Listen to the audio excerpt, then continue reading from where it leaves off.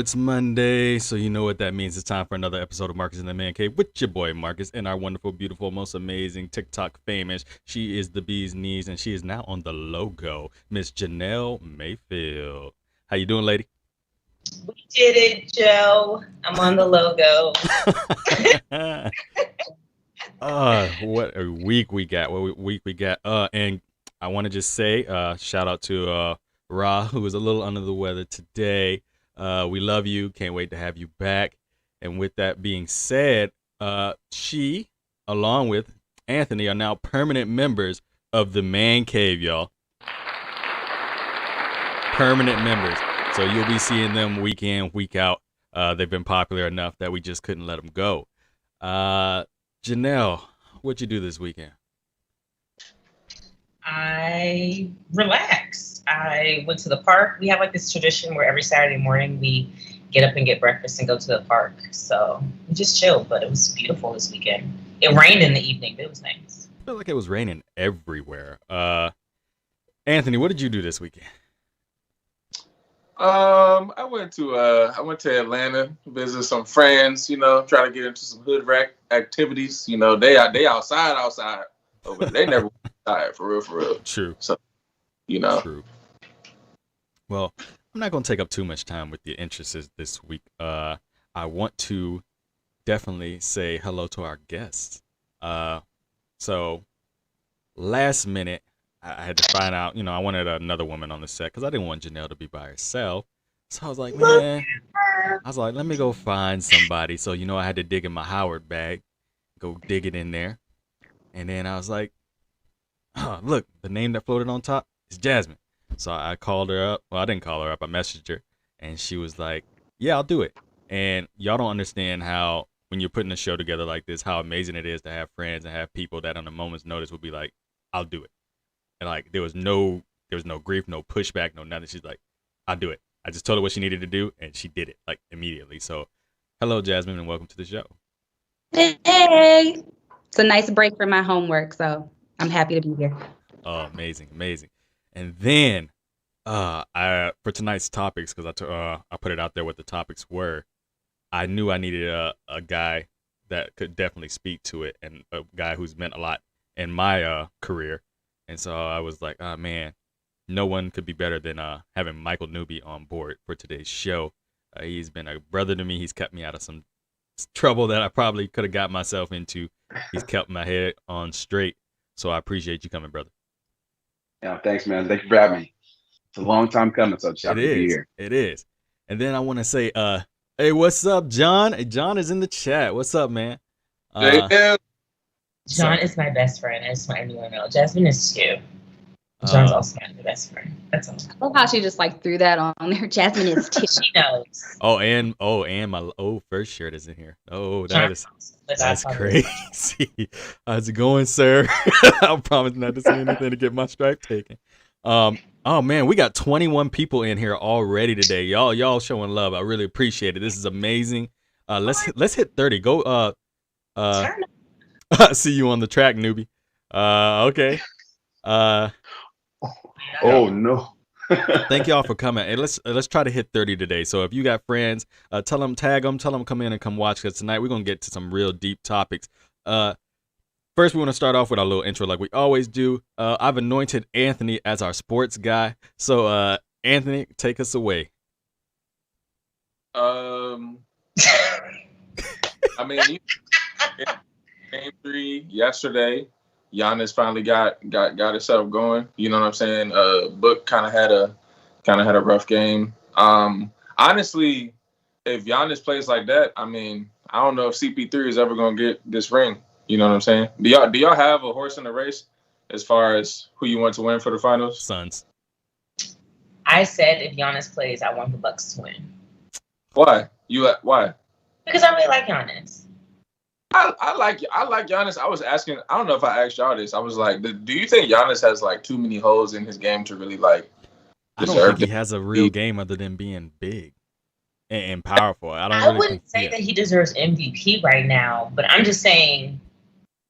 I mean, a lot of people, I have a lot of respect for CP3, and like I feel like he definitely deserves one. I'm not gonna denounce that, but just for me, I just gravitate more towards Giannis, and I just am rooting more for him. I don't know. Maybe it's because he just has like a baby boy. I mean, CP3 got 2 kids. I don't know. I don't know. Hey, Mama Higgins. Happy to see you in the chat today. Mama is back. Michael, you are a huge CP3 just hater. You hate. Get him out of here. Can't stand him. He doesn't like him. Can't stand him. He doesn't like him. Go ahead and tell us why you don't like him. Oh man, it goes back to college, kicking people in the nuts, all the chit chatter up and down the court. I mean, he strikes me as one of those guys. I thought the Pat Bev thing was kind of interesting, seeing their dynamic, but I've always heard he's you have guys like Boogie Cousins saying, that's why we don't like you in the league. You got guys, Rondo, really happy he gave him that 2-piece a couple years back. But yeah, CP3, I don't know. I just, from a lot of players here and their take on him, it just seems like he's kind of like, you love to have him on your team, but in any other environment, just CP3 is a no-fly zone. So, yeah. No, y'all are doing it big with these comments right now. I've never had so many come in at the same time. So let me read a little bit of these comments. John said Giannis is athletic, but no brains in his game. That's how I feel too. Like what James Harden said, he was like, I wish I could just be athletic and just run up and down the court. I had to learn how to play basketball. James, please. Yeah. I love James Harden. Saint James Harden. That's what I call him ever since he was in. Saint James Harden. From when he had on, where was he at the fashion with Lil Baby when they got arrested? Oh, no. Oh, the police thing? Ever since that, he just makes me sick. Like, he doesn't give me... The thing is that as an athlete, he's outstanding. Y'all know I can separate that. As a person, he makes me want to, like, just choke him. He just makes me so angry. Oh, Kyrie. I reserve that energy for Kyrie Irving. You know? He's having a baby? But let me just say this. Let me say this real quick. Let me say this about CP3. I feel like people who are like CP3 is a regular sized man, right? What you trying to say? So I feel like when you little like that, what you trying to say? Regular sized man. Talk over there right now, bro. Regular man. This gonna be the shortest lived employment in your life. Chris Paul puts on for the 6 feet and below people who gotta actually play below the rim in real life, and he's. You know what I'm saying? Damn good. And I feel like as shiesty as people think he is, they still vote him to be the player president. You know what I'm saying? So it's something about him. Like Michael said, you want him on your team, you just don't want to play against him. So he's also done so many things for He's also done so many great things for HBCUs, and he's currently enrolled at Winston-Salem. Yeah, that is true. Ross says, and hey girl, thanks for being here. She says, I used to live in Arizona, so go Suns or whatever their names are. So, okay. Okay. She always loved the sports segment. Jasmine, what do you feel about Giannis? You think he is the MVP player that we think he is, or do you think that his size makes him what he is? You asking the wrong damn person, because I am not up on it. My team knocked out as soon as Trae Young got hurt. So you are a Hawks fan, aren't you? Me and basketball have had a love-hate relationship this season. Actually, the past 2 seasons. So wrong person. Sorry. Oh, we're at 20. We're at 20 people. So let's get a few more in here. Let's crack 30, y'all. Let's crack 30 today. So all right, we talked a little bit of sports. Let's get into this first topic because I wanna hear what the people got to say. We're gonna talk about celebrities that people love that you can't stand. John said, I was about to say she ain't even watching it. That's what he said about you, Jasmine. Thank you, friend. Thank you, friend. I tried to include it, John. I tried. So celebrities that you can't stand that a lot of people love. For me, my first one I'll throw out there is Tiffany Haddish. She ain't funny at all to me. She's not funny. She has not made me laugh one time. Like one single time. I've never even did a little like a little chuckle. She has not gotten anything out of me, like at all. I thought Girls Trip was a kind of a mediocre movie to me. I didn't laugh for real that whole movie. I feel like she's just loud. I feel like she talks really loud, and people equate that with funny, and she's just not. And then I saw her bomb on that New Year's 2020 show, and I was like, yeah, she's. I don't know why she's as popular as she is, but I mean, again, because she's a stereotype. You said what? She's a stereotypical Black woman. She's what people think we are. Hey, you can't tell me I'm wrong in that sense. She literally is what people think we are at all times. We getting some comments. Some crazy comments. So like, sorry, we talking over each other. No, go ahead. My bad. Go ahead.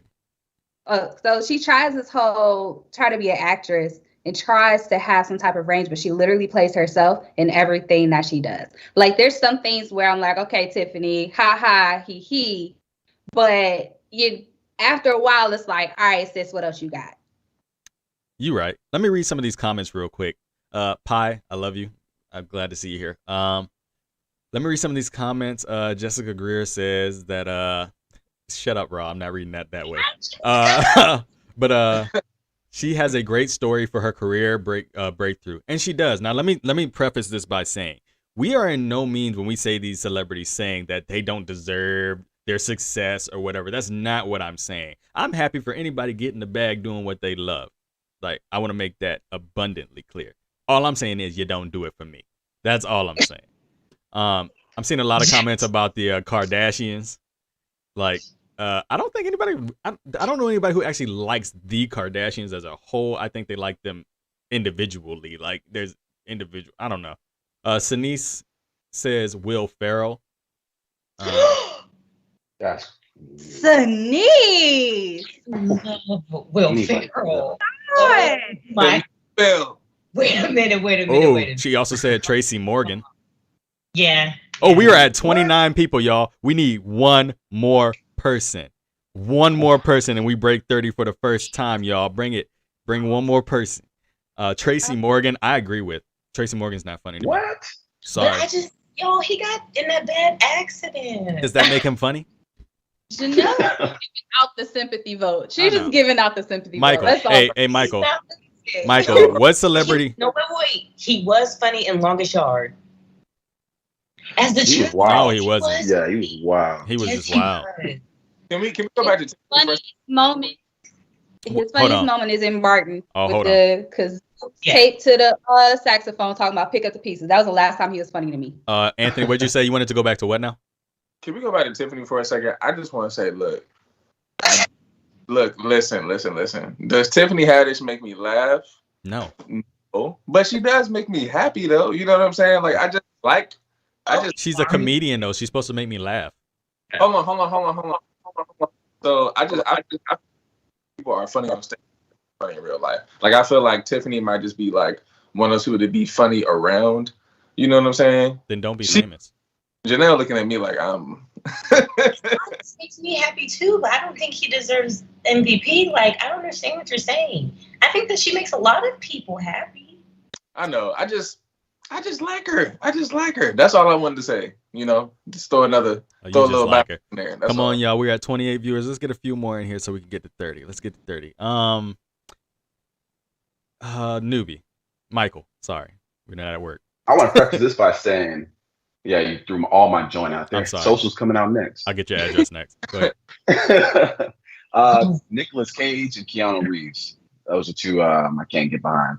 I don't Super think weird. I feel like Keanu Reeves makes the same blank face in every single movie he's in. There's no range, no emotion. And then Nicolas Cage, after National Treasure, I was done with that man. I thought it was I think all his movies are terrible. I'm not trying to cut you off, but here's one. Here's one in the comments. Horrible. Steven says The Rock. But I need to understand. Can he elaborate? Because I need to call the police. I need to understand how you can say The Rock. I need a really. He's not a great actor. He's not a very good actor at all. Like, he's great in Rampage. A serious role. He's always like some type of really happy action. You don't because need to be a great you don't need many acting skills to do that. But that's why I can't consider him a great actor. He's big and muscular, and he fits the bill for a role. Like he's not. He's kind of like Sylvester Stallone. Not a great actor, but you fit the bill. Oh, okay. Because you know Rocky is my jam. I like both. I like The Rock. I like Sylvester Stallone. I like Arnold Schwarzenegger, but they ain't no actors for like I wouldn't put them in a drama and think they could do fair. Bro, Alicia Fair. She brought up some good points. What about Creed? You didn't like Creed? I was about to say that's my next person. So my next person I don't like. I don't like for real is Michael B. Jordan. You're a hater. He is so fine. Marcus, because I'm very hurt by this. Why are you hurt? Because he's fine. That's what you want to say, right? No, it has nothing to do with the way that he looks. He has grown as an actor. Thank you very much. From a child to now, he has definitely grown as an actor. Don't. Check it. I actually look. I thought he looked great as Killmonger, but the way he delivered some of his lines in that movie were kind of. It wasn't convincing to me. Like he just seemed like he was reading it. Like someone off page was like holding the script, like you right here, bruh. And he was like, it just didn't feel like he didn't deliver it right. Like I don't know. I feel like y'all are mad. Michael B. Jordan came out and we were all like, ugh. Oh, y'all are mad. John said he's trash. John said he's trash. So John agrees with me. No. Of course, John agrees with you. Because I'm this close. I'm just saying, his best work was Fruitvale Station to me. Like I think that was it. That movie was so sad. I didn't even. First of all, I got dragged to that movie on a date. I didn't know it was about a person who was getting killed. A date? I was like, this was like over damn near 10 years ago. I was going with this girl. I was like, what you trying to do? She was like, I want to go see Fruitvale Station. I was like, all right. You know what I'm saying? So we went to go see it. I'm like, this nigga getting shot in the you know what I'm saying? like this is heavy for like a first date. Damn. Yeah, no, that's the movie that you sit at home and watch and decide whether or not you're gonna continue to watch it. John said Michael B. Jordan is a cornball. John is really, I swear. Just Mercy was a good film. I would say that, but I think Jamie did better than I think that was better. What film? I mean, of course, Jamie did better than Michael B. Jordan because it's freaking Jamie Foxx. Exactly. Like, come on. So maybe we shouldn't put a not so great actor next to a great actor, so we don't see how bad he really is. No. Jamie Foxx is he's for top. me on Mount Rushmore of actors, in my opinion. Of artists. He's and of entertainers, period. I think he's on the Mount Rushmore. Jamie Foxx is out of this world. How come we love Jamie Foxx, but we didn't love Wayne Brady as much? That always wait. I've always wondered this. Wayne Brady is for white people though. You know. No.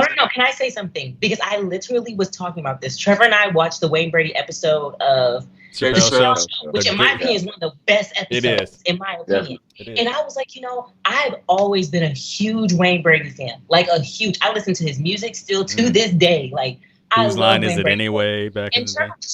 Trevor was like, why don't? Oh no, I said I wonder why people don't like him. And Trevor was like, because black people didn't give him a chance. Raw. And we did not give Wayne Brady a chance. And I follow him now on TikTok, and he is the bomb. Y'all should go find Wayne Brady on TikTok. Wayne Brady. He does a Tennessee whiskey cover. And that's really good. Like, and I was surprised. It's so good. Yeah, check that out. Wayne Brady is kind of corny. I will also say this is corny. His hairline always used to just fuck with me a little bit. You know what I'm saying? He's bald now. He's bald gang like you. Huh? He's bald head gang like you. Toya says Wayne Brady is the epitome of corny. And Ross says I ain't never seen no swag from Wayne Brady. Swag. Wayne Brady's a gem. I don't care what nobody says. Courtney Tucker, you're right. That was definitely not a date night movie at all. That's why. So let me get to Michael. Okay. What? Oh no, you already said you said the two you like. Jasmine, name a celebrity that you can't stand that other people like. I'm curious. You're curious? Okay, so Honestly, it's the entire like Kardashian Jenner whole like I don't understand the hype about them.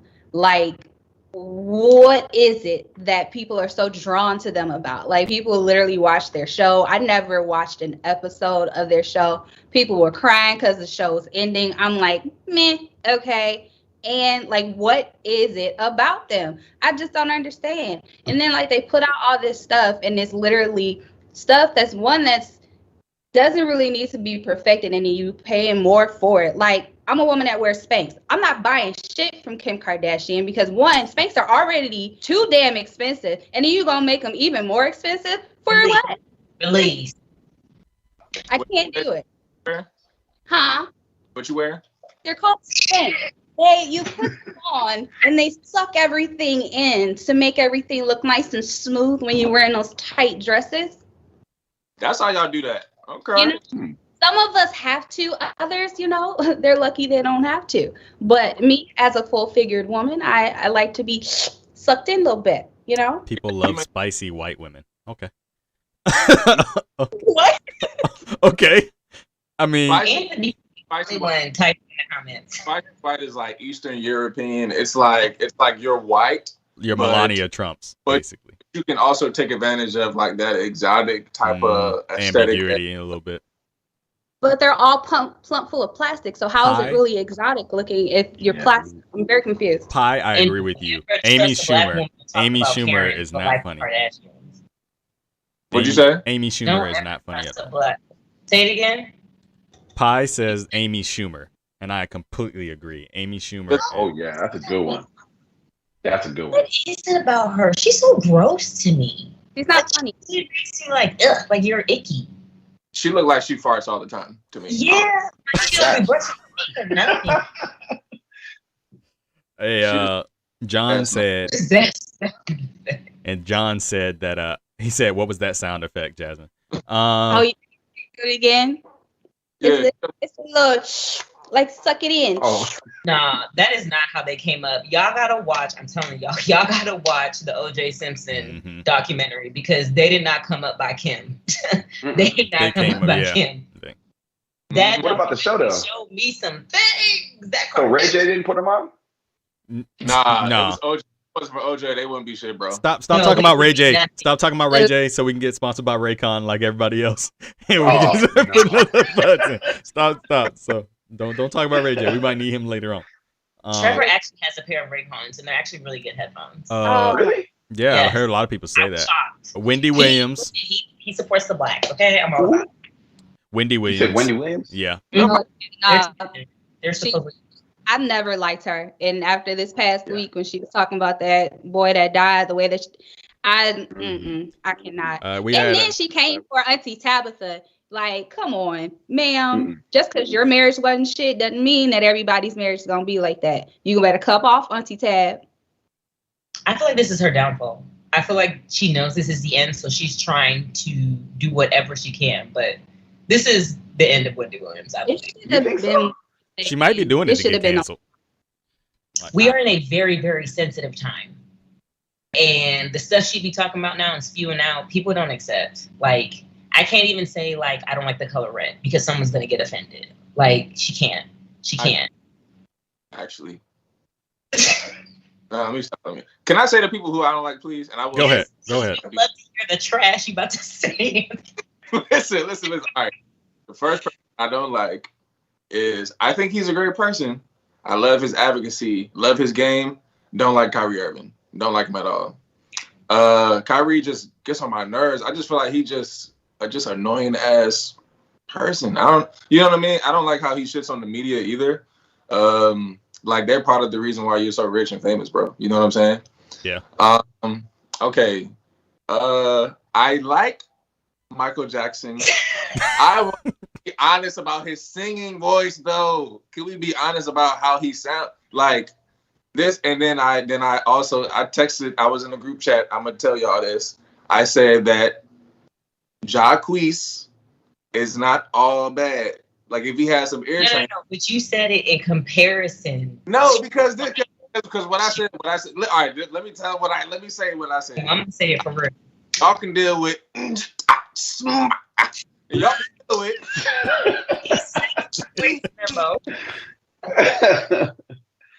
If y'all can deal with all his vocal percussive vocals, y'all can deal with Jacquees being a little flat sometimes. That's all I said. Jacquees is nice. You wonder why? A little. Because I can't always at my job. flat. I can't be flat at my job. I ain't making all that money. What you mean you flat?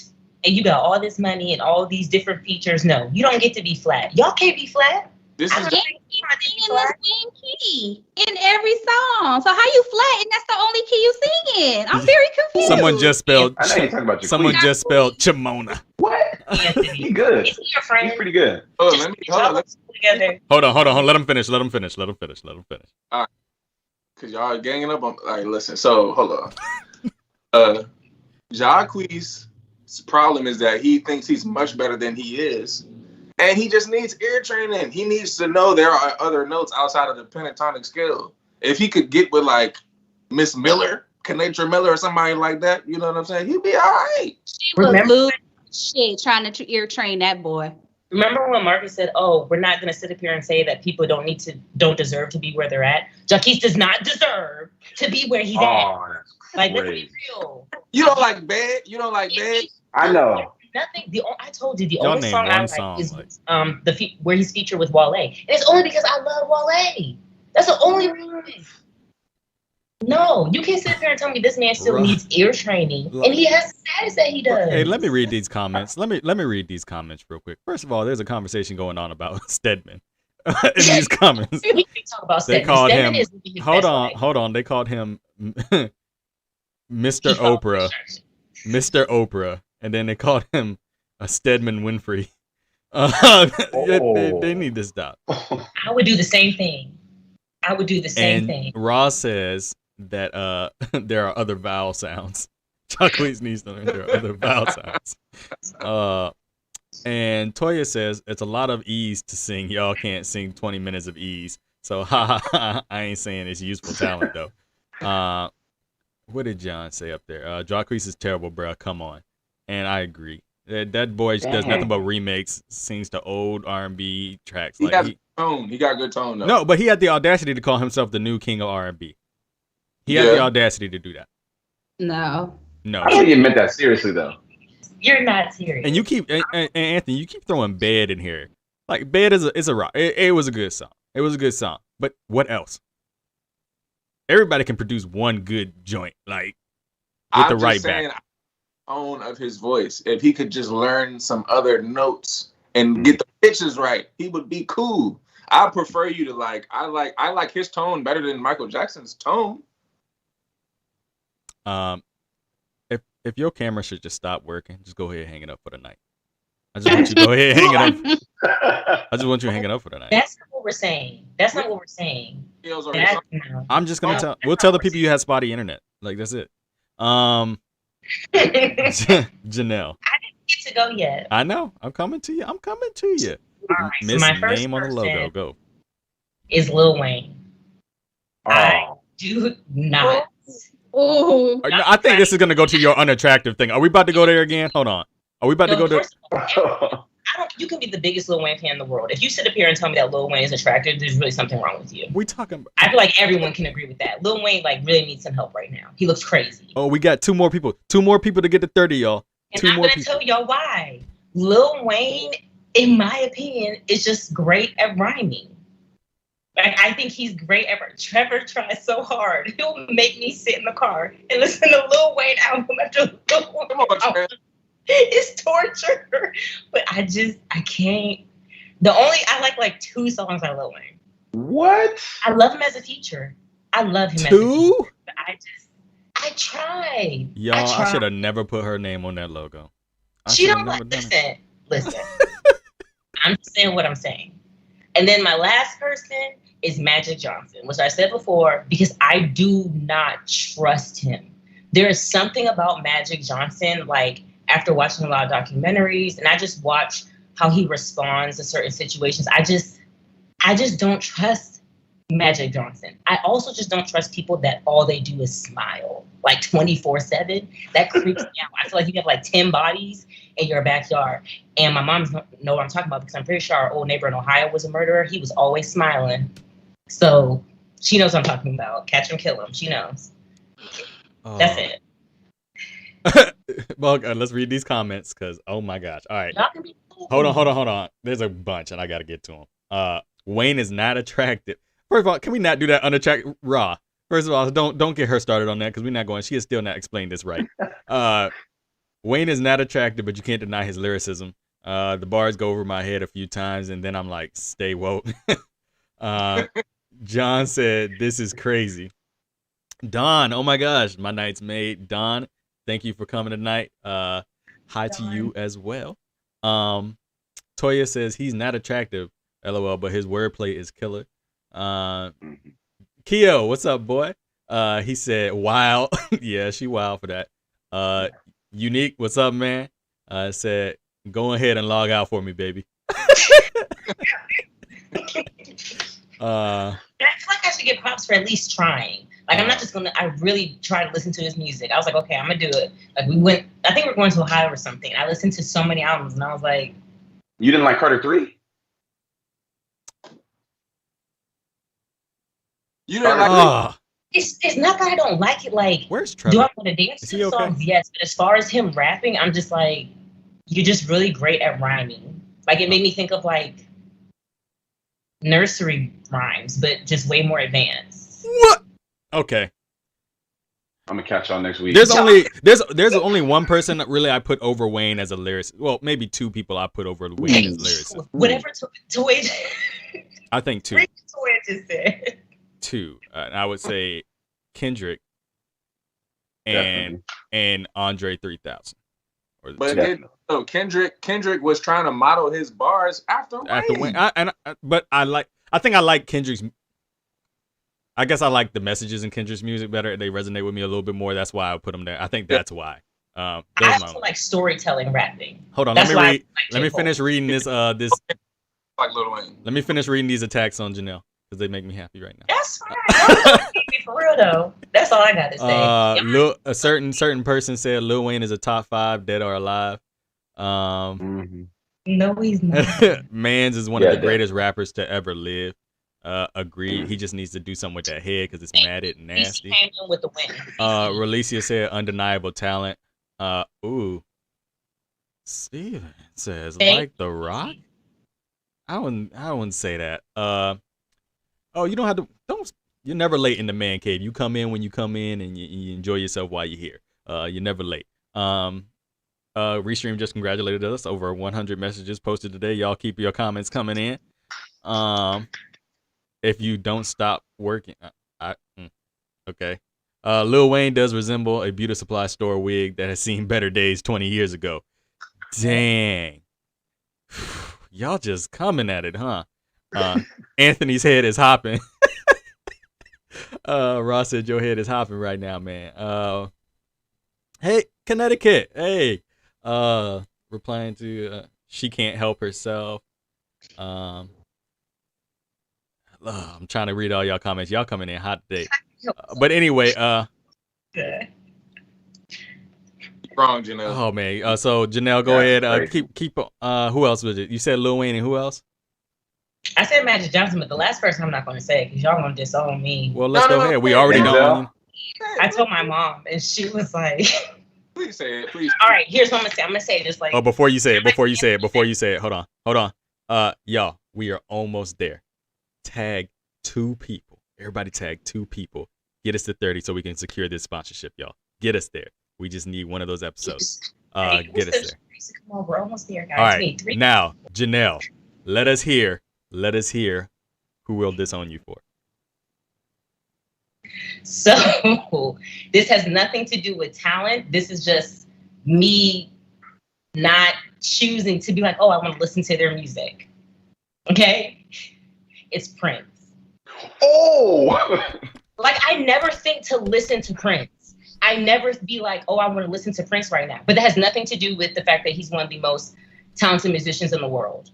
But I just never think to be like, I want to put some Prince on right now. I just don't. That's crazy. I just don't. And I love Prince. I just don't. Thank you. Not if it comes on. I know a lot of his songs, but like, I'm no longer. You're no longer invited to the cookout. Hey, I want y'all to know that Raised. we're opening auditions for a new co-host Yes. tonight. I'm very disappointed in you, friend. Tonight. I'm that's so disappointed. You I have no word. I just don't. He was bad or anything. I just don't think he'd be like, I want to listen to Prince right now. So you don't like Prince? No, I do like Prince. I just don't like love him, I think, as much as a lot of people do. Don, you are correct. Prince is in some hot water right now. That is true. What? I mean, there's a lot that has been coming out about Prince, about some of his activities and things that he did. Like I was telling y'all before the show, how he used to try to talk to underage girls a lot. Janelle, Ashanti said she was excited to meet you. She was. This is on one. I'm sorry. Who was? Pie, I agree. This is what it sounds like when doves cry. It is. Thank you, Alicia. Connecticut said, I hope you rework the logo. Thank you. I appreciate it because I'm going to need to after the night. But no, Prince, though? All right, then fine. I'll say it. This is no way indicative of her talent and her skill. I just don't get down with Beyonce. I just don't. Dang. No, this is different. This is different. Come on, bro. No, this is different. Michael's with This me. is She is an amazing. No, look, she's an amazing artist and entertainer. Everything before Bud is bullshit. Go ahead. Say. You're not my dad. You're not my dad. Go ahead. Don't do the queen like I that. just- Don't. I think maybe I don't know. Maybe If it's you because say her beehive is just so. Maybe it's because her fan base is so toxic that I can't get into her. Maybe that's what it is. Like I think it's you never seen They crazy. I mean, we all know that the Beehive is crazy. You don't pay attention to that. Pay attention to her as a person, her as an artist. That woman is amazing. I didn't say she. I literally said she's an amazing If artist. we get you tickets to see her live, can you pause your opinion and see her live first? Because I even saw though her she's on all outstanding y'all live, Snapchats. I'm selling tickets. That's what I'm doing. I'm scalping. No, that's a car I'm payment selling tickets. right there, man. I have never in my life said I want to listen to Beyonce on the ride to work. Not even Ever. once. Nope. She's great. Like maybe when she was with Destiny's Child, but as a solo artist, I never really. Someone said, I didn't never- she shapeshift the other day? Have you seen that video? Someone definitely edited it. But it makes it seem like she turned into a demon for a second. Yeah. It's My crazy. God. Listen, y'all. Listen. Beyonce is like one of the greatest artists of our entire lifespans. Like literally, bro. She's been doing this shit since we were in like first grade. Anthony, Like come on. Chris Brown. That's not what I Huh? said. That's not Like what I Chris- said. That's not what Beyonce, I Chris said. Brown, Drake. What are One of the only artists who sing and dance. Like for real. She He actually. does That's who I was gonna really say. Hey, I'll retract my Beyonce, and can I add this? Because Unique just said you saw what they did to Trick Daddy. Boy, count your days. What I will change that with is Jennifer Lopez. I can't stand her. I can understand that. I can understand. Mhm. Jennifer Lopez can't sing. She can't act. She just got a booty and she can shake it. And she almost got upstaged by Shakira. So So Anaconda was good though. we gotta go back to Beyonce because I have like Shut two up. questions. I'm sorry. I just need to understand: is it her music? Because her as a person, Beyonce has like I just think really it's her music. just- I like her as a person. I'm I don't like Chloe Okay, Bailey just- in them either. Them two girls that she sponsored. Chloe and what's her name? Chloe and Halle. Marcus, Oh. God, I'm no one I know that this will be my last episode. I'm never coming back. No. Hey, I told y'all we keep it real on this podcast. Oh, we are at 29 again. 29 again. We need one more person. Let's hit 30, y'all. Let's hit 30. I feel like you're deflecting because we'll get to the Cece 30. says We'll get there, but I need to understand. Cece says I don't see the booty on J Lo. With Chloe, Who said that? Cece. who said what? What's up, Flores? Somebody says Someone said Jennifer Lopez butt is not that. it's It ain't It's not. It's not. It's like it's a regular. Her butt is proportional to her body. It's not like crazy. Don says barely a booty, and she did get outstaged, and all her tracks are Ashanti's. Just saying.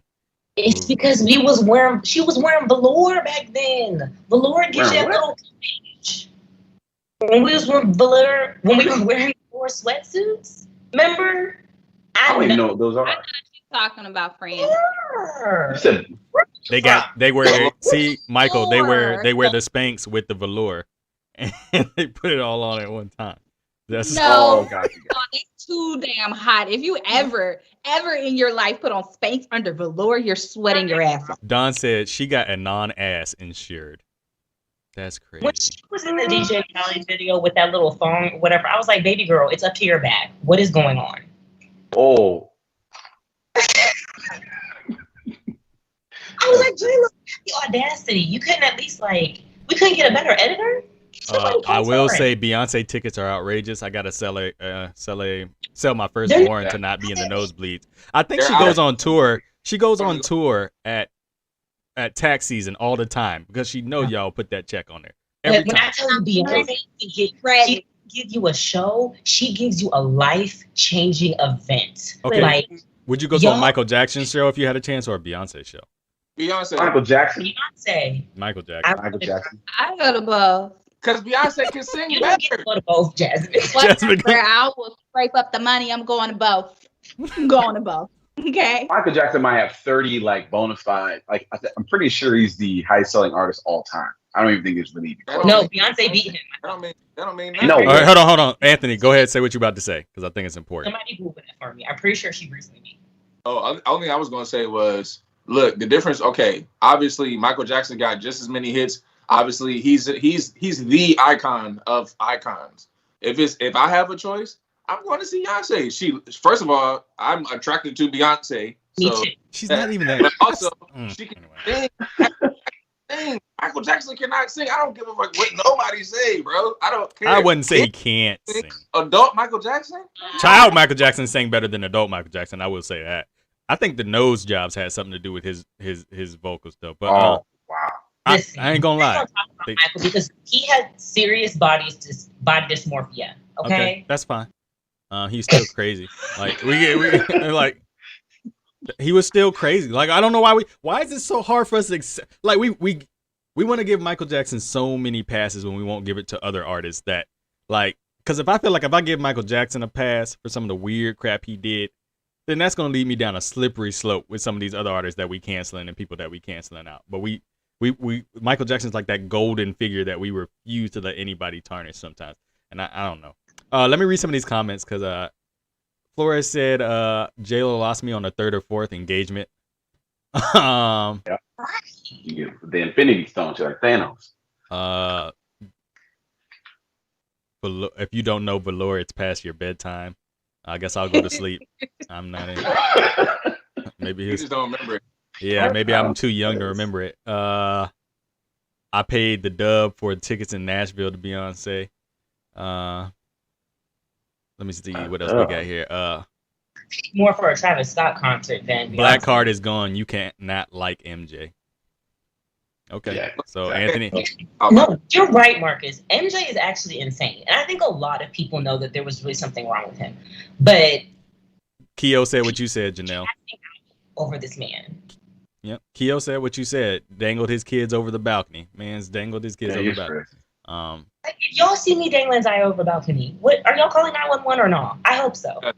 Yo, we did it. We did it. We have just hit 31 viewers, y'all. 31 viewers.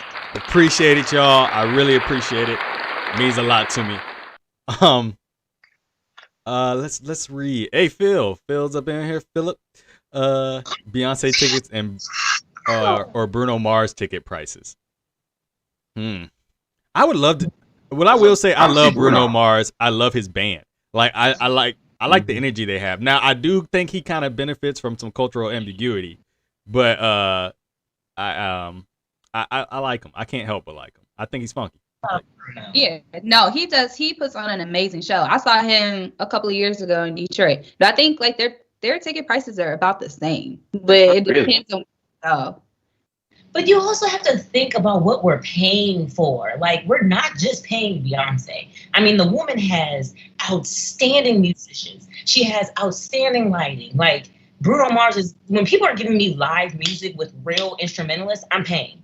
I'm paying. I think for I'm me, fine with that. I think for me, what I look, I think my taste, like Beyonce was fine, like for me, high school area time frame. For me, I think for what she does, but I moved into this realm where I'm like a Jasmine Sullivan. Like I'm more of a vocalist. I want to hear vocalists now. I think I'm kind of over the show. I want to hear people just sing. I don't know. I'm not saying she's not a vocalist. Hold on. I'm not saying she's not a vocalist, but there are other women who can out sing that girl in a heartbeat. Well, no, there are some. Now, I will give you that. Jasmine Sullivan can sing Beyonce up and down the street. So can Fantasia. Fantasia can sing her out of a room quick.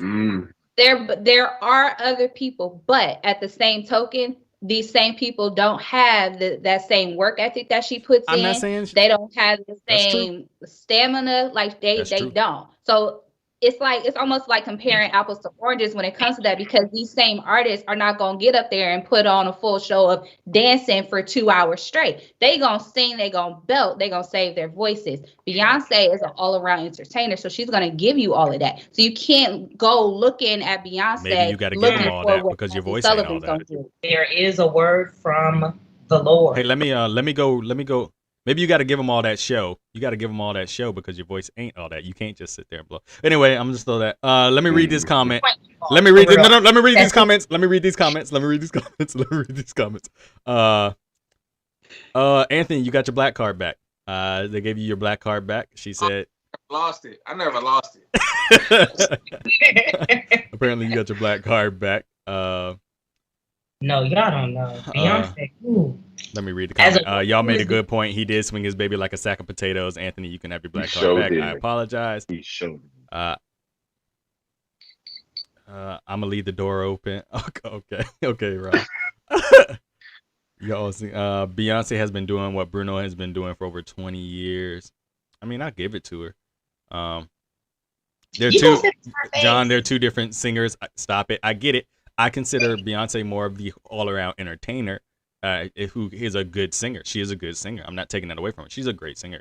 But as far as if you put them in a room and try to call them vocalists, I just would lean toward like the Jasmine Sullivan and whatnot. And I think that's more what I gravitate to right now. Keep shaking your head over there. Ross said, but why do we feel the need to pit them against each other, though? I'm not pitting them against each other. I value both of them for what they are. I think they're both great. I mean, my question is, why do we always have to like everybody? Like, I think we live in a culture now where we have on a whole different level. I feel like you're on a whole different level. Anthony, right? I don't want to hear nothing because you put Jacquees with Michael Jackson. Yeah, you did.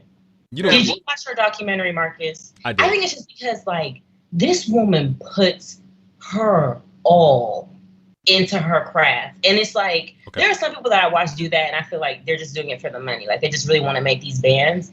But Beyonce is like, this is her purpose, and she is sprinting in it. Like, it's beautiful. Michael. I'll say something a little wild. Me personally, she's not making music. I don't think she's making music for me. Let's just put it like that. I don't think she's making music for me. I'll take that. I'll take that. That's fair. She's making more music now. Like, her music as she gets older is more towards women and more specifically Black women and the things that we go through. So I can understand why you're like, she doesn't make music for me, and why y'all like the things that she was singing back in the day, especially with Destiny's Child. Because they were singing about bootylicious. Can you pay my bills? I'm catering to my nigga. Like, they were singing that type of stuff. But now Beyonce, what? Hold on, she's also saying to leave the men at home because y'all is broke and it's our turn to be at the club. So that's fine. My favorite song by her though is actually Me, Myself, and I though, which is I don't know why. That's my favorite song by her. That song changed my life. Oh, that song was fire. What? Hey, y'all type in the comments. What's your favorite Beyonce song? I'm curious. Go ahead. Tell us what those are. Michael, you got any other celebrities that you don't like before we wrap this segment up? I got some, I guess a couple. I would say obviously Chris Paul is really high on my list. Not a big Tebow fan. We talked about that offline playing video games, but that's That's driven off of rivalries with different teams. I do want to circle back on that Wayne Brady though. That episode is one of the best Chappelle Show skits of all time. I had to give you some love on that. But yeah, I think that's it, man. Just Nicolas Cage and what's his name? Keanu Reeves for me. All right, let me read some of these. Video phone changed my life. Party the 3 Stacks version. Too many to pick, but I'd say bigger at this phase of my life. Halo. Actually, Halo is the most annoying song of hers to me. Like, it's Really? annoying. Yeah, that falsetto part, she was a little dry. Yeah. She was.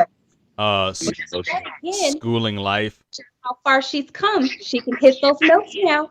I can't say. Flores I said, can't- I like her more in Destiny's Child. Same. Not a Chris Paul fan. How could you not be? Because he's a hater, Jordan. He's a hater. Chris Paul's a bum. That's why. Favorite Can't stand Beyonce Chris song Paul. is Resentment. Let's be honest. We listen to men pop they mess. We listen to men pop they mess all day and it's cool with it. But y'all can't listen to Beyonce and encourage women that are your mother's daughters and your friends. Hold on now. Wait a minute now, Cece. We love y'all. I gotta listen. We I didn't know we had to listen to Beyonce to prove we love you. Exactly. But you just bashing her. We not bashing. See, this was the problem with the Beehive. You can't criticize Beyonce at all before you're bashing her. No, you can criticize her. She don't even know I you. didn't start liking her until about 4 years ago. She don't even know y'all. Y'all Yeah, ride like, harder for her. 2014 is when I started liking Beyonce because I saw her live and Beyonce Listen is your favorite one? Okay, Phil. Every baby video or marriage announcement had Halo for a year. You are absolutely correct. And I think that might have made me hate it. Catherine said Resentment is one of her favorites too. She is my screensaver. Raw. No single ladies? Anybody rock with single ladies? Look, Never rocked it. That's Never? all annoying. I hated that song. Because then, like, at receptions at weddings, they be like, all the single ladies to the floor. And then my mom would be like, go, Jazz. No, I hate that song. go, Jay. Hate it. Oh man. But no, Beyonce is a great artist. She is the artist I think of our generation. I think I will give her that hands down. She is the millennial generation. I think she's the greatest artist of our generation. But Not that doesn't Drake. mean Not Chris Brown. I would no, actually say no, Drake. no. She's been doing it and is putting out hits before Drake came on, while Drake has been here, and she will continue to do so. And The last Beyonce's gonna 3 be years, like though. Beyonce's gonna be in her 60s putting out like straight out like melodies for us, just straight out like just soft lounging music. I guarantee you, she's not gonna go away. She's gonna be a hit for decades to come. So I feel like fixing everything you just said. Is this your I'm sorry for talking about Beyonce? no, that's not my. I'm sorry. I literally said, see, this how the Beehive works. They don't hear the first words you say. Right. They don't You're say. absolutely right. No, they don't hear what you say. The Beehive just focuses on the It's criticism not many instead of the love. celebrities that I will really fight for. But Beyonce, listen. Chris Brown did I too feel like many Drake has more drugs. number ones than Beyonce. Hold on, Ross said something crazy. Ross said Chris Brown did too many drugs. We're not gonna talk about Hold on, it. she said Chris Brown did too many drugs. We never saw him at his fullest potential, in my opinion. Can I? And she's Anthony, very- hold on. Let's get Anthony in. Go ahead, Anthony. All right. First, I'm gonna say, look, Mike, to your point about Drake. Okay, but Drake makes music specifically to make hits. So it's like he's going for the hits. Beyonce just making music. You know what I'm saying? She's making good music, and I feel like Drake been doing this for he has been red hot for 10 years. But like Marcus said, she's been hot basically our whole life. What was the other thing? What was it? Oh, Chris Brown. I feel like Chris is yes, he's not where he could have been, but the fact that Chris really shouldn't even be famous at all, and the fact that he's still Come on. shows how transcendent his talent is. Look, I know we've been on this topic for a while. I know we got to wrap it up. I'm gonna skip the other topic that we have for tonight, just so we can get to the meat and potatoes for tonight. But y'all, thank y'all for helping us hit over 30. Y'all still coming in. I appreciate it. Y'all are very passionate, and I absolutely love it. We don't all have to like Beyonce. I'm just let y'all know. We don't. I feel like you do though. No, we don't. We don't all have to like her. I love her for what she is and what she does for the culture, but I'm not a fan. So there's a reason why I had Michael Newby on the show tonight, because this is the issue that when I looked back at my own life growing up, I realized so there in my family there's 6 boys, 1 girl, and I realized that for my siblings and my brothers, we never ever said we loved each other. And if we do say we love each other, it's usually like a joke to try to make the other person say love you too. Like it's just weird and awkward and whatever. But the more I see, black men struggle and all the, police brutality and things like that going on, I started valuing my male friends a lot more and realizing that, I never know what's going to happen the next day. And Michael Newby was the first friend I ever really had who would say, I love you, fam. Like when we'd be talking or whatever. And that was weird for me. And maybe it's just the way I was raised or whatever, but it's just awkward. Like someone saying that they love you as a guy. And I was like, man, okay. So the first few times he would say it, I don't know if you ever noticed, I'd never say it back. Cause it's just weird. Like I was just like, something you need to talk to me about. Like what's going on? Like, I don't know. Maybe there's something new. It's a new development. Maybe we need to take a break, bro. But no, I was like, that's weird. Still coming over later? Yeah, you coming over later? Nah, fam. But no. All jokes aside, I would sit at home and I would actually like replay that in my mind. Like this dude just said he loved me, and I wasn't used to hearing that from a male. My dad, I knew he loved us and whatever, but he's working all the time, tired all the time. He would say, I'm proud of you. I'm not doing that. But not until like maybe a year or 2 years before he passed away did he actually say, I love you, son. Like, I love you. I love the things you're doing. And I think in that generation and the time he came up, they thought that was being like teaching us toughness and grit. Like when I would fall off my bike, I was not allowed to like cry. My dad would pick us up and tell us, shake it off. Like, you can't cry. You can't do anything. And I think that caused a lot of pain within me, and why I went to counseling is because, like, I was keeping that pain inside. I was bottling it up, and it wasn't healthy. And so I want to thank you publicly, Michael, for being that friend to do that, because it allowed me to start becoming a little bit more vulnerable. Like, because I never know what's going to happen with my friends the next day or, tomorrow with everything that's going on in the world. So I thought it was amazing that you do that, and you make sure that your friends know that they are important to you. So if you could just tell us a little bit about why you do that, and what if you noticed my reactions when you would tell me. Oh man, same. My dad was the same way. Probably counted on both hands the amount of times he would say "love you." Definitely same. I think from the same cloth. But actually, it was Joe Fernandez. We were having some drinks overseas, and he turns to me, and it was a little bit more awkward for me because he's like grabbing me, like "I love you, man." And Cody Wagner's another guy, very vocal on those type of things, and it had me, taking a step back and thinking. I think.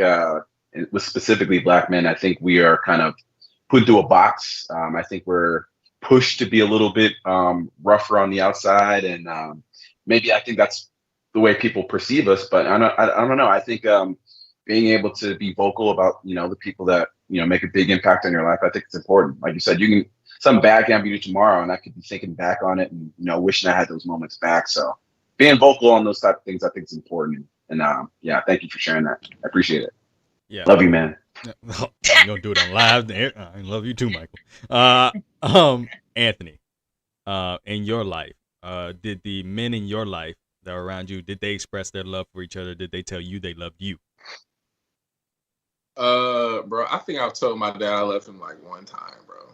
Like, I think I hugged my dad like one time. So I mean, my dad is from Mississippi, so you already know how that goes. It's like it's just different out there. I feel like I didn't start telling people that I love them for real, like my male friends, till like the male friends I have now, like like my bros in DuPont, we are very intentional about that. Like we go out of our way to be like, hey dog, I love you. Cause we do fight and argue and stuff sometimes too. So it's like we do have to make sure it's like it is still love. So people like Izzy, people like Peter, Joe, those are the people who like made me feel comfortable being like, you know what? I do love you, dog. You know what I'm saying? And not feel like weird about it. I think that's a good point. It has to be an intentional thing. Like, I don't think I ever really hugged my dad, like had a long embrace with my dad. I don't think we ever did that. until like he was in a hospital bed. I think that's when we like hugged each other. And I think you always think too, like Newbie was saying, you never know what's going to happen next. We always think we have more time. Like, and I think that played a part in the why I didn't do as much as I wish I had done. We always think we have more time. Like even with my twin brother, like I don't think I've only remember hugging him one time in my life. Like just hugging him one time, and that's after he came back from a deployment. Like, so that's crazy. So Jasmine, in your life, I know your parents are dope as hell. Like we see them all the time, like doing cool stuff. So for you, did your dad like kind of dote on you and like say he loved you a lot? And did you see the men around you tell each other that they loved each other?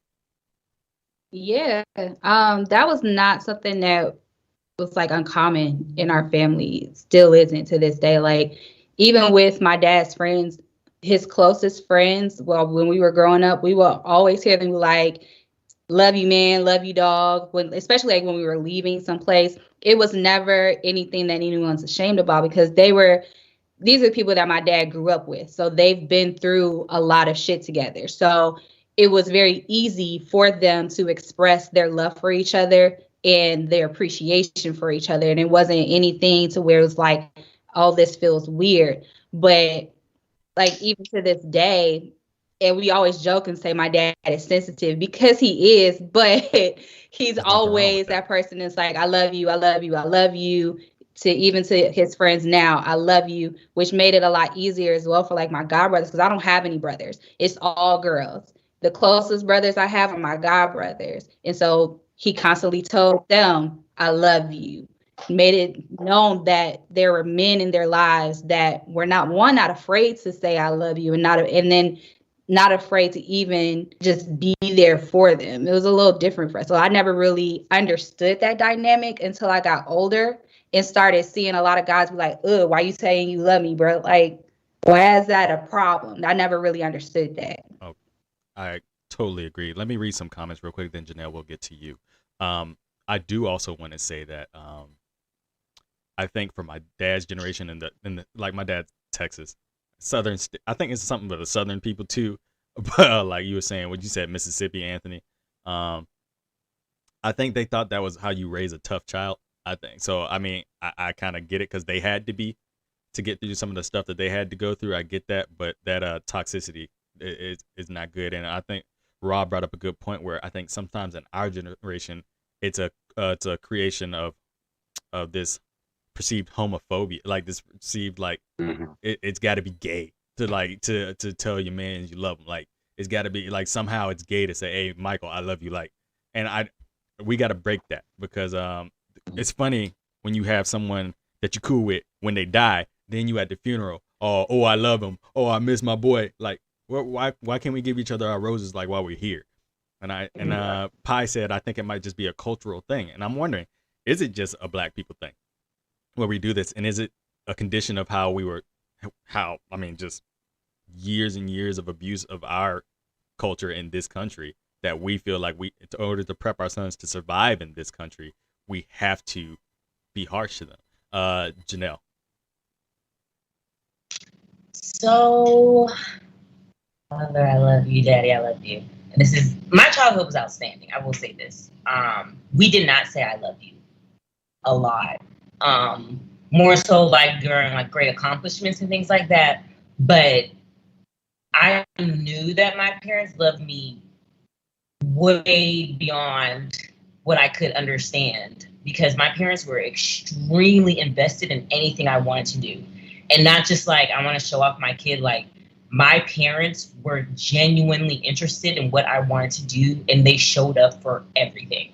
My parents were known as like my school's cheerleaders. They came to every event, like anything that I wanted to be a part of, even outside of school. Like they have just always been my greatest cheerleaders. But no, we did not say I love you that often. I actually didn't really learn the importance of that until I heard my husband's father, my father-in-law, say it to him.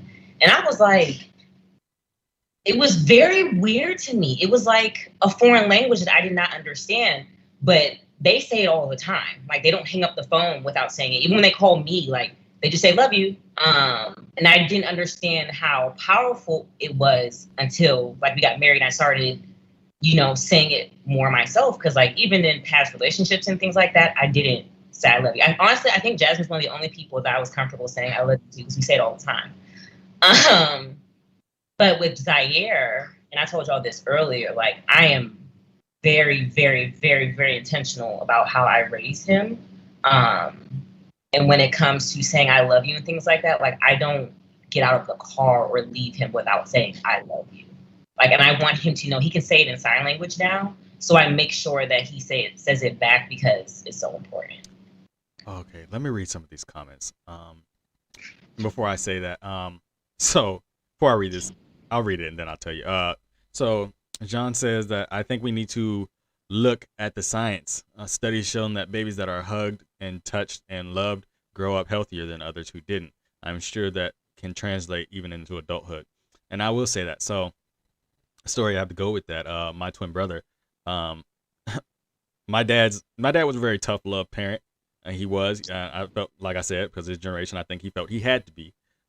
So my brother, twin brother, wasn't very good at, I guess, at math or whatever it was, and he brought home an award, and it said most improved, and he was super proud to get this most improved math award, and he brought it home, and he like at the dinner table, he brings it to the dinner table, and he like passed it to my dad, and my dad looks at him, and he said, most improved means that you could have been doing this the whole time had you applied yourself.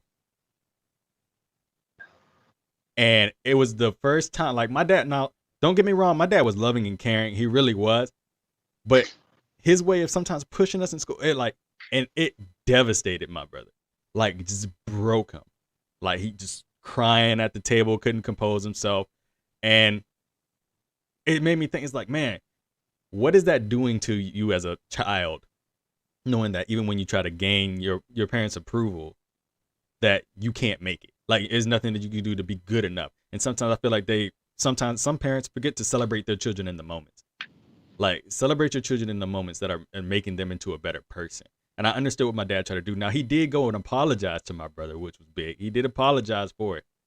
And he said, I just wanted to make you better. I wanted you to, to realize that you could have been this way all along. You could have been great at this all along. If you had to push yourself, like we were telling you earlier. And it's like, that's not the time. Anthony, you got anything? Yeah. I think it's like, most of us who were born in the 90s, like I just said in the chat, were raised kind of similarly to this. And now most of us are in counseling or therapy or something like that. But I think that's good. And I'm happy that we have the emotional like wherewithal to right those wrongs and break those cycles. And I think, like we have to remember kids are people too. Yeah. So we respect kids just like we respect, anybody else, so that they understand and learn how to regulate and deal with their emotions and stuff like that too by the time they get our age. Yeah. Pamela Higgins says, I'm gonna just call you Mom for now on, because we're just gonna call Mama you Pam. Mama Pam. We're gonna get you like a fan page. I always heard it from my mother, but never from my father. The truth is, I liked my father, but the love was hard. And I think that is a hard thing for us to like actually say. Like, sometimes it's hard to love the people that you're supposed to. Like, shoot. And if your Bible loving people like that, the Bible tells you you're supposed to love and honor. Sometimes it is hard. Man, that's you kind of got to me on that one. Michael, what do you think needs to happen, especially in our community, for Black men to find it acceptable to do that? And why is it not like, I guess my question is, why are we afraid to be vulnerable? Like, why are we afraid to be sensitive? To be honest with you, I think this, and there's a bunch of other things I could kind of throw into the same boat and category, but I think this is something that, it kind of goes pretty deep. I think history would show it's been kind of built into things you're seeing on TV and things like that kind of have, I'll use Black men as an example. I didn't see a lot of representation as a kid, and some, general TVs and movies and things like that. And I think it goes from generation to generation to generation. So I know my dad didn't really get that love like that. I think when he was growing up, and I think that passed on to me. I think things we need to change is, you mentioned it earlier. I think goes back to that toxic masculinity a little bit, the feel the need to be the biggest man in the room, or to, if I want to wear a pink colored shirt today, I think 20 years ago, you wouldn't be able to wear this shirt without getting some type of slack one way or the other. Expressing, like your emotions, for me, I felt it. I don't, I'm trying to remember the specific moment, because I think I say it often, but, I don't know. I just think we need to just, take a step back away from what's on TV and what's been kind of pushed on us as a culture, and kind of start embracing the things that make us feel good. Embracing the things that, kind of just make sense. It shouldn't have taken, for me and my dad to go all through, I think, 20 years without really saying I love you too much, to now we don't get off the phone without saying it ever. That's not a thing.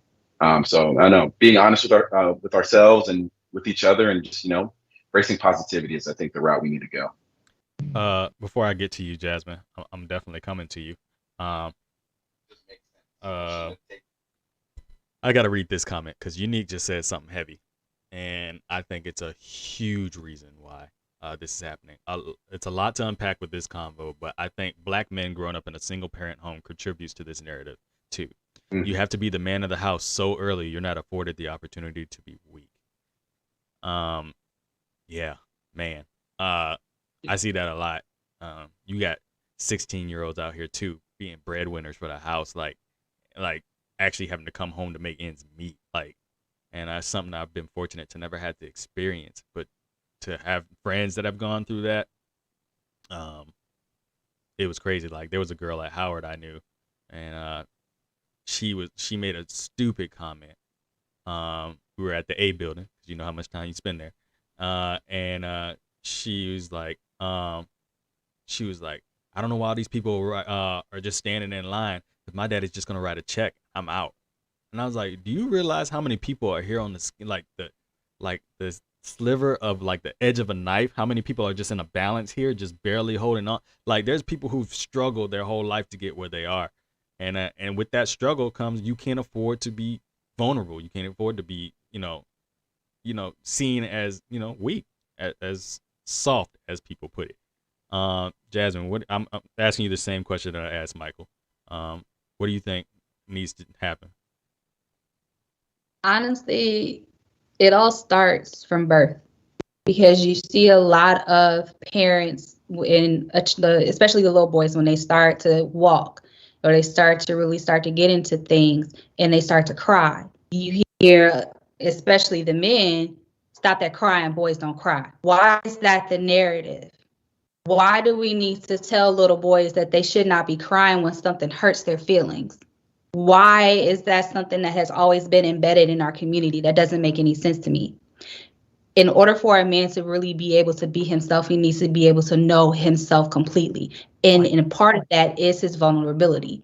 If you're telling him from childhood that he should not be vulnerable, how is he going to be able to learn that about himself? And then you have these men who've never been vulnerable, getting into relationships and taking out their emotions on the people that they're in relationships with, because they were always told not to actually put their emotions out there. It's nothing but bottled up in them until they take it out onto somebody else. So as a community, we need to stop doing that shit to our little boys. Let that little boy cry. It's not going to hurt him to cry.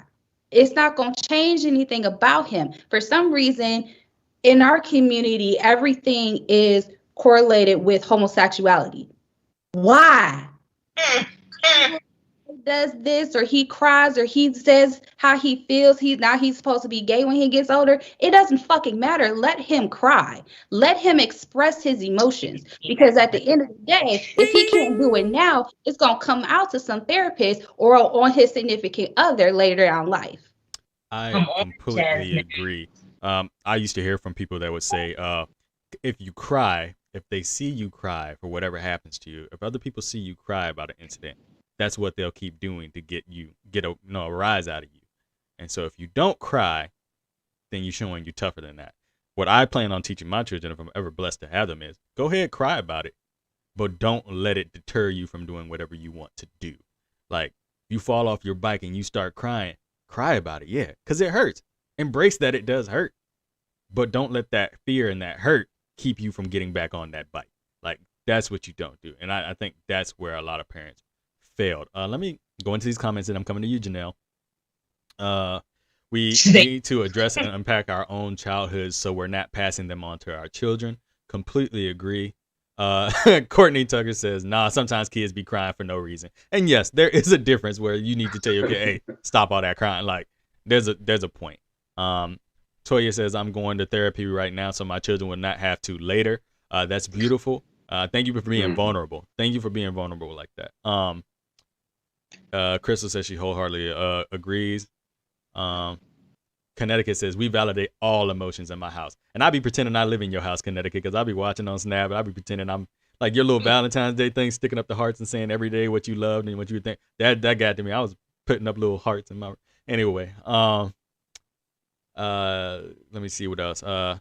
Mama Higgins, she says, I work with students that act out when you try to show that you care and you love them.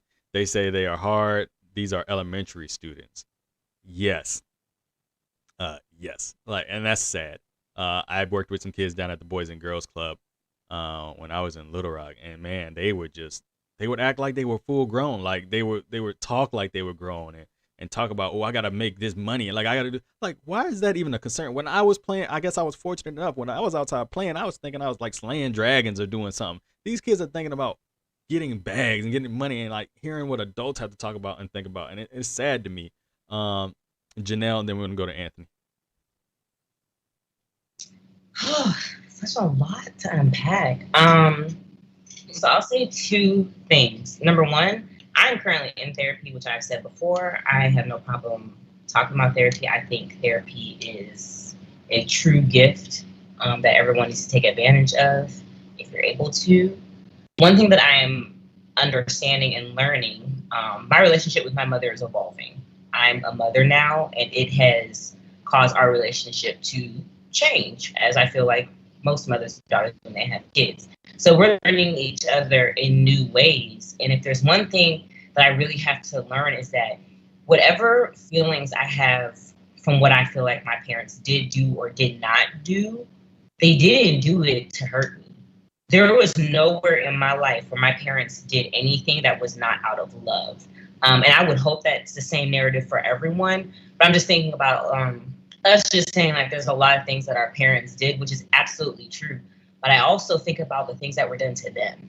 Like they didn't have a community that was like, here's therapy for Black girls. Here's like social media supporting you. You have celebrities running to you to give you money and help you do this. And you have, people advocating for mental health and, really loving yourself and self-care. They didn't have that. They were definitely a generation where it was just like, you just shut up and take what you get. So I think that is something that we just have to remember. Like they definitely had very, very tough lives. We're going through a lot right now, yes. But I just think of like, they had such a lack of resources, a lack of choice in so many things. So I would say that. And then also my second thing is just thinking about how I raised my child. I honor my child's emotions in the best way that I can. I always think of the time that me and Zaire were in Big Lots, and this guy like really wanted him to like just engage with him. And Zaire will either gravitate towards you or he won't. And if he doesn't, I'm not going to sit here and try to make him say hi. I'm not that mom. If my child doesn't want to say hi to you, sorry, it might ruin your day. But like the same way I don't want to say hi to everybody, I respect that. And I think that when it comes to boys, it's not always, I guess this is the third point. It's not always the men who make y'all feel like y'all have to be masculine. I think of a lot of mothers on Father's Day who say, say Happy Father's Day to me. And, they raise their son to be their father and their husband and their like all in one because that's what they're missing. So it's definitely not just on dads. Like I have witnessed both sides where like, a woman being a single mom is definitely harder than me being married, but I have witnessed women really, really ruin their sons. And that's just what they knew. But yeah, that's it. Anthony, I'm coming Yeah. to you. You're our deep. Janelle- Hold on, Anthony. Before you say that, because I want to get you to respond to something in the chat, because you're a deep philosophical thinker. So Chris asked the question. Have we arrived at a concise definition of what toxic masculinity is? And he asked, is there a such thing as toxic femininity? So hold on. Anthony. Anthony, I want you to go on what you were gonna say to Janelle's comment, and then I want you to answer on that. I think it's related. Okay, so I think Janelle brought up an interesting point that like anyone can kind of instill toxic masculine traits into their child, a man or a woman. And I think it's important to realize that because it's not necessarily people, but it's like y'all heard me say a million times. I think it's like the system of patriarchy. You know what I'm saying? That creates these toxic ideals and patterns and things like that. So I think when we first like name that and then identify, like Chris said, identify like what that is and what that looks like, we can start to change that. I think we should rethink the way we socialize our boys and our girls. Like I remember I lived with my grandma and so did my cousin. So my grandma's like born in 1942. So she had me taking the trash out, mowing the lawn. She had my cousin washing the dishes, doing stuff like that. But we would always like purposely be like, look, like she'll mow the lawn, I will wash the dishes. You know what I mean? Just so we don't have to like genderize everything all the time. I think if we just treat people like people instead of treating men like men and women like women, we could like mitigate a lot of these issues that we have. Okay. Jasmine, and I'm gonna go to Michael.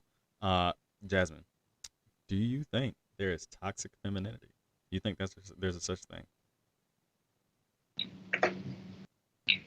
No, we always. I mean, Okay. there's to a certain extent, yes. And Toya actually said it in the comments, and she said toxic femininity presents itself as entitlement. And the majority of that comes from, and I'm sorry, white women. They're doing it now. There's an entire thing on TikTok where they have these fake tears. They're crying, and then they turn around and just start smiling. Ooh. Like that's Ooh. like what? But I mean, I can understand where that comes from. But to be quite honest, we see more toxic masculinity in a lot of the things, especially in the Black community. When it comes to toxic femininity, I really don't see that as a community. Maybe that's just me. Other people may have, but that's just me. But I see it more so in white women. Definitely. I think what I think of when I think of toxic femininity, and I'll get off this point real quick, go to Michael, then I'm coming to you, Anthony, is when I see Black mothers keep children away from good dads just because they aren't with them anymore, and use the child as a weapon in their relationship. I don't like that at all. Michael, go. Do you think there? I'll let you answer too, do you think there's toxic femininity? And what do you think toxic masculinity is for you? Toxic masculinity, I'll start there. I would go with, I see it sometimes with the way I see men sometimes degrade women physically, and I would consider that toxic masculinity. I would consider the fact that you have to be 6'2", 245 to be considered strong. What you trying to say? Y'all done both took shots at me today, and I ain't having it no more. This is the second shot that's been fired on this show. Go ahead. And Marcus. No, you're good. And then with like being comfortable within your skin. You know, I've seen it actually on social media. You know, if a kid wants to pick up this toy, I've seen, it be talked about as you have to take a race car as a man or as a boy. And as a girl, you have to have a dollhouse. I've seen that conversation go back and forth. But yeah, I mean, honestly, I think you said it great. We need to start looking back at for people at the end of the day. Treat people like people. If your son wants to go, take up makeup and something like that. It's something that's lucrative. He enjoys doing it, and let him have a good time. But when to start getting to a point where we're degrading him or taking things away from kids based off of the structure that we've kind of had passed down to us, I think that's when you start talking toxic. From a female perspective, I've seen these. I see it a lot on social media, especially on Twitter.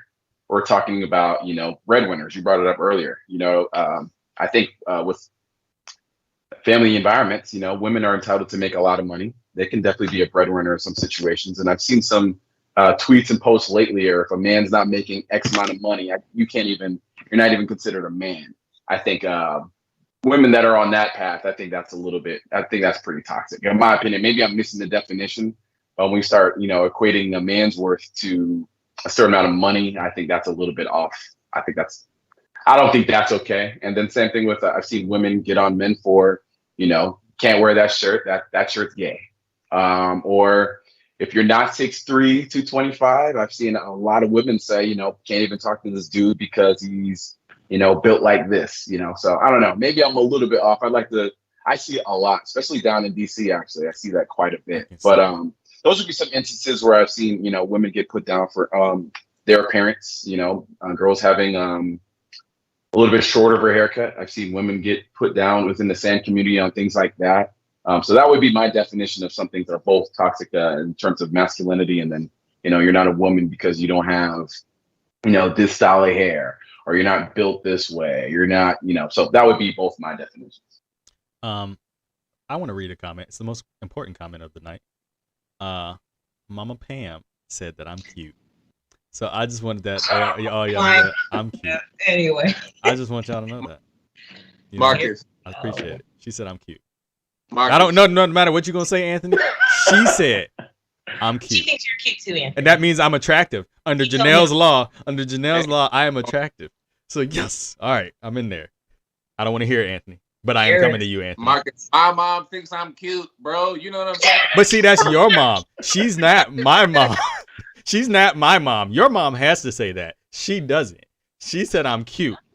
Comment in the comments if y'all think Anthony cute. and then we'll see what happens. Anyway. Mom, don't blow his head up. No, please she said it. don't. I needed that today, Mom. I needed that today. I appreciate that. Someone talking about smash or pass challenges. I haven't heard of that. But Oh anyway, my God, you've never seen hold that? on. Let me get to Anthony, and then we'll talk about the smash or pass. Anthony, what were you gonna say?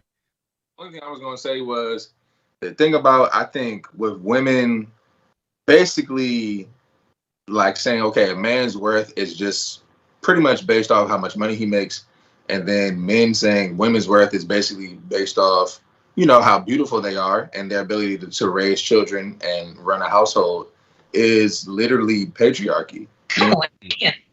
That's literally the system that we've created that we have to dismantle from both ends. We can't just blame women. We can't just blame men. We have to, again, recognize and be like, we shouldn't make our relationships transactional. And I feel like when we stop doing that, then we can kind of meet each other at a more, I don't know, balanced standpoint. Let me read this comment. Unique, I got to have you on the show at some point. And I wish I had you on the show last month. And I apologize for that. I owe you a big apology for that. We definitely, not last month. Was it June? June. I should have had you last month. You said, I agree. That stigma also makes it harder for black men specifically, to identify as part of the LGBT community when growing up. Being feminine is degrading, or the word gay was pretty much an adjective with a negative connotation. Mm-hmm. And I agree. A lot of people don't, man, I can't imagine what you went through. I can't. I mean, being black, one strike, being gay, or bi or trans or whatever, being another strike against a lot of people in the community. I can't imagine going through life like that. I definitely want to have you on the show to have a conversation about that at some point. We need to hook up because I definitely want an educated voice on that. Let me go read some other ones. Steven says, if you drive a V6 Mustang, you're not a man. Well, I'm sorry. Yeah, you shouldn't get the stock Mustang. That's on you. That's definitely on you. Is that Michael guy is cute? No, you don't count. But happy birthday, really. I appreciate it. Happy birthday. Jada Pinkett Smith. Are you saying that she's toxic, or are you saying? Yes, Because I think she she is. She is Yes. Especially after that August toxic. Alsina, that That's she's why super our hair is toxic. falling out. But I think Jada is toxic because she abuses like therapy language for her own personal. Yeah. It ain't got no certification. Yeah. But for whatever reason, celebs think that they just can tell us all what to do anyway. Because you think Wild to me. Yeah. Which I need to stop, clearly, but. Yeah, newbie, you got joked on about your V6 Mustang. Anyway, That's fine. you ain't trying to race though. No, I'm not actually. I'm trying to make sure I can't get any more of these tickets. You know, I'm trying to make sure I'm living my life right. That's real. Maybe on the track. Maybe track. So who was I going to next? Jasmine.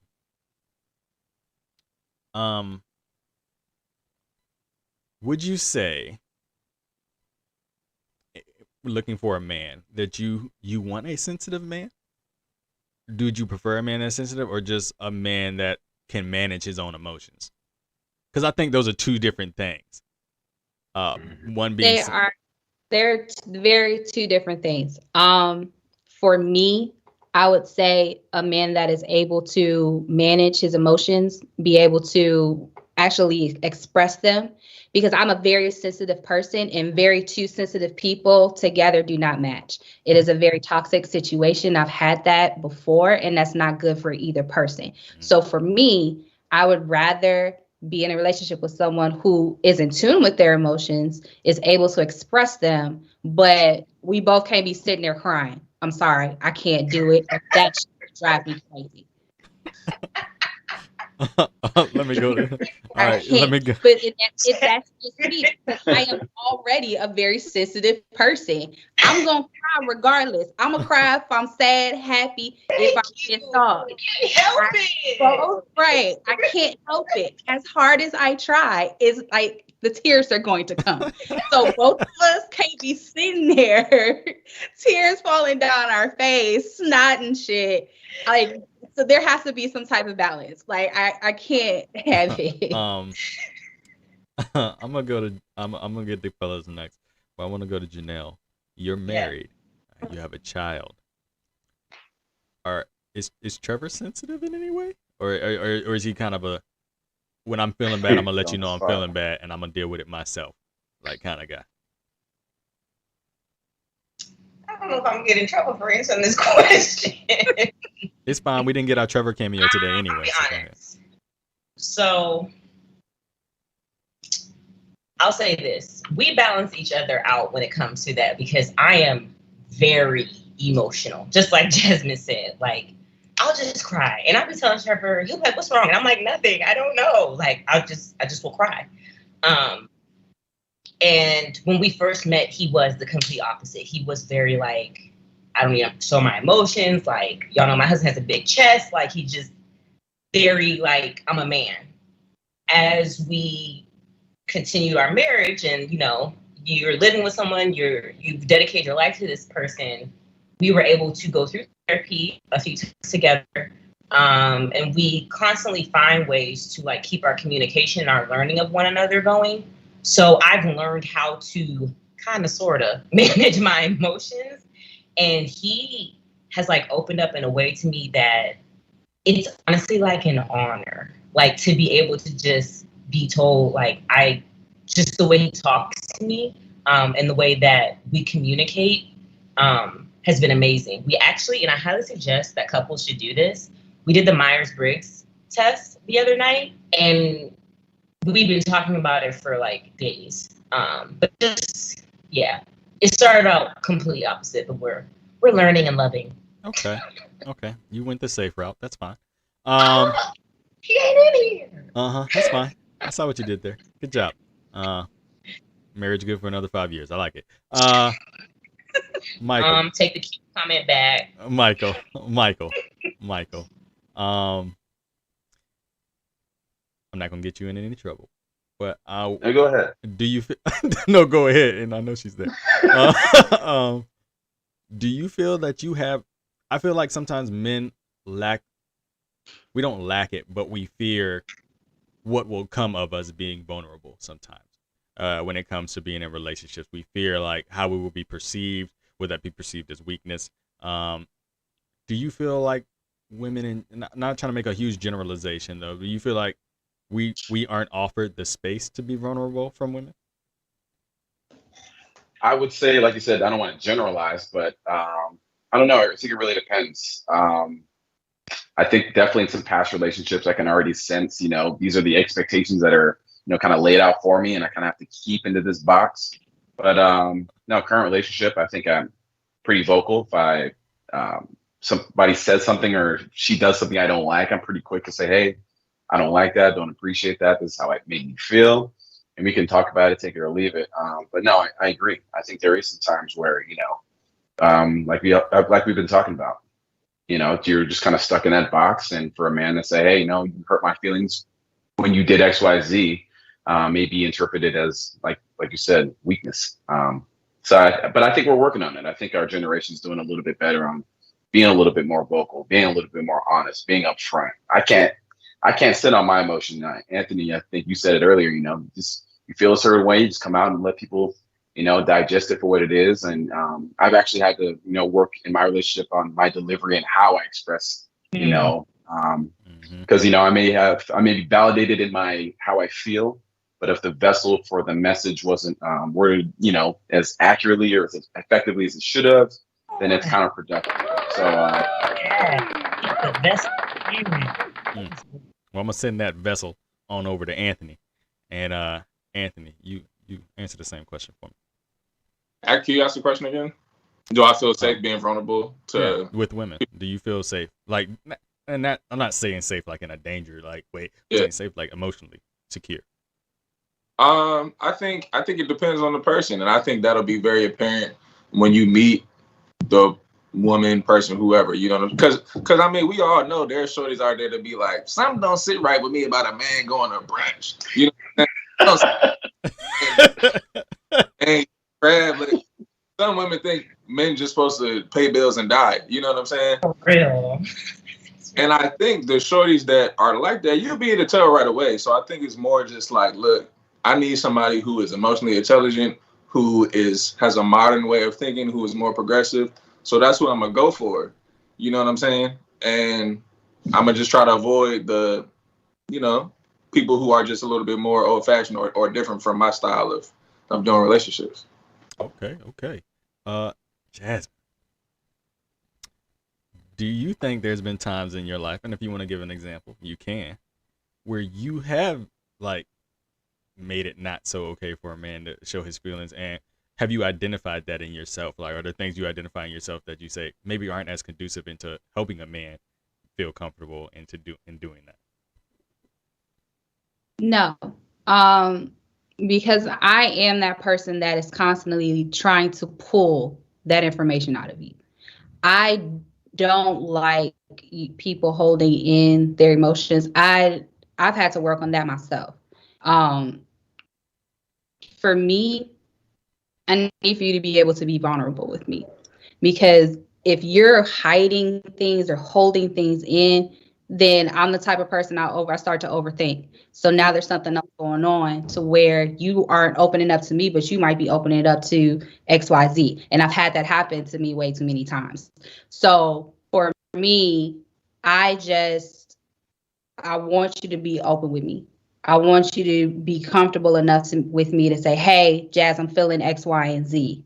Because I'm going to do the exact same thing for you. Because for me, in relationships, there are certain things that are almost like a give and take. Like if I'm giving you my emotions, I'm sitting here allowing myself to pour all of this out to you. I need for you not to only just accept it, but I need for you to do the same. Because in order for us to have a good relationship, we both need to.